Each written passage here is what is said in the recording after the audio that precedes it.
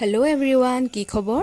নিশ্চয় ভালে আছে। আজি নৰসিংহ আৰু সৰু মাছৰ জোলৰ এটা সৰু চিম্পুল ৰেচিপি আপোনালোকলৈ আগবঢ়ালোঁ।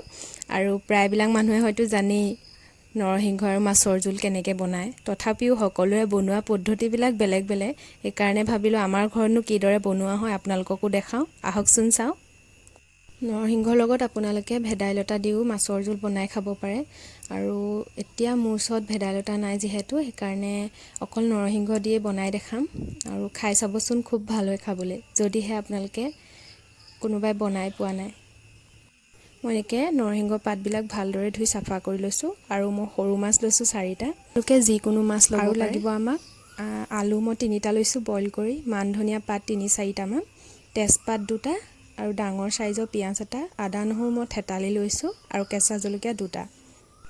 এইখিনিতে ভালদৰে মিক্সিত পিচি ল'ম। আৰু লগতে দি দিম ডাঙৰ চাইজৰ যিটো পিঁয়াজ লৈছিলোঁ, এইটো ভালদৰে এইখিনি পেষ্ট বনাই ল'ম।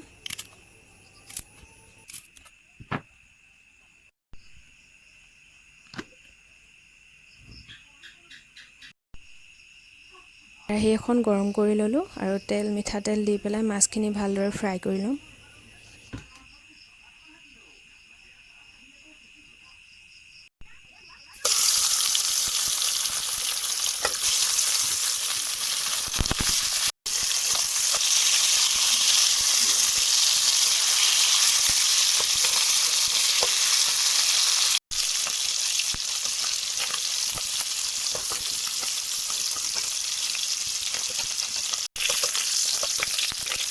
কেইটা কাঢ়ি মই সেই একেখিনি তেলতে, আৰু বেলেগকৈ তেল নিদিওঁ, কাৰণ ইয়াত তেলটো বেছি হ'লে ৰেচিপিটোত ভাল নালাগে। সেইকাৰণে সেইকণ তেলতে মই আকৌ নহৰু আৰু তেজপাত 2টা দি দিম। ভালদৰে এইখিনি ভাজি ল'ম।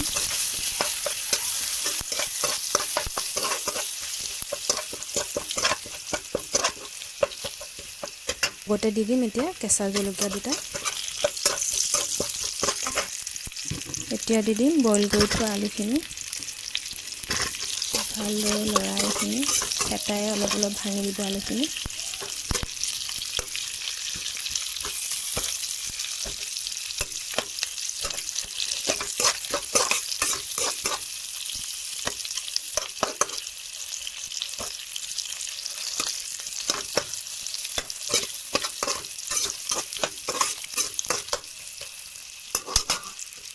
আৰু এতিয়া ইয়াত দিম হালধি কম পৰিমাণে দিম, আৰু নিমখ আপোনাৰ সোৱাদ অনুযায়ী দিব।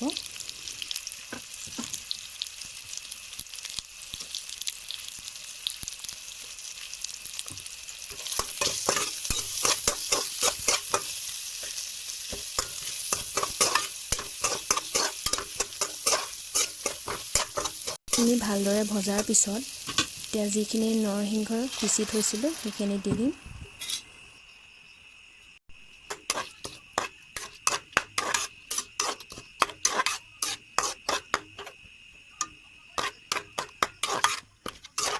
অলপমান এতিয়া মই গৰম পানী দি দিম, জোখ অনুপাতে আপোনালোকে দিব। গৰম পানী দিয়াৰ পিছত মই ভালদৰে উতলিবলৈ এইখিনি ঢাকি দিলোঁ, আৰু দেখিছেনে ইমান সুন্দৰকৈ উতলি আহিছে।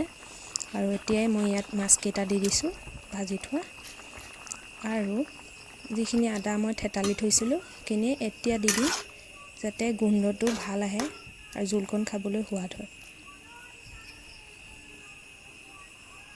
এই আদাকণ মই দি দিছোঁ এতিয়া।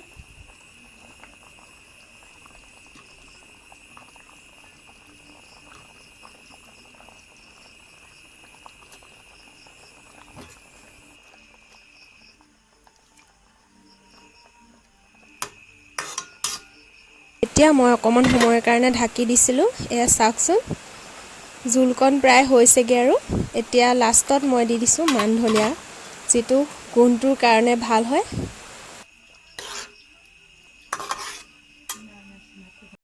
নৰসিংহ আৰু মাছৰ জোল আমাৰ ৰেডি হৈ গ'ল, আৰু মই গৰমে গৰমে এয়া পৰিৱেশন কৰিলোঁ। এনেধৰণে যদি কোনোবাই বনাই খাই পোৱা নাই, তেনেহ'লে খাই চাবচোন, নিশ্চয় ভাল পাব খাই। যদিহে চাই ভাল পালে মোৰ চেনেলটো like, comment, share and subscribe কৰিবলৈ নাপাহৰিব। ধন্যবাদ।